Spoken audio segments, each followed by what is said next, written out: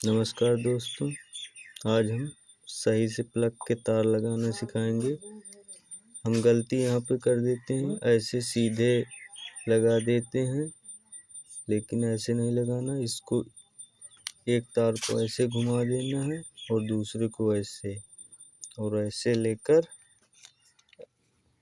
ऐसे बंद कर देना, तो इसके झिकने के चांस कम हो जाते हैं। ये देखिए, इसे अब बंद कर लेते हैं।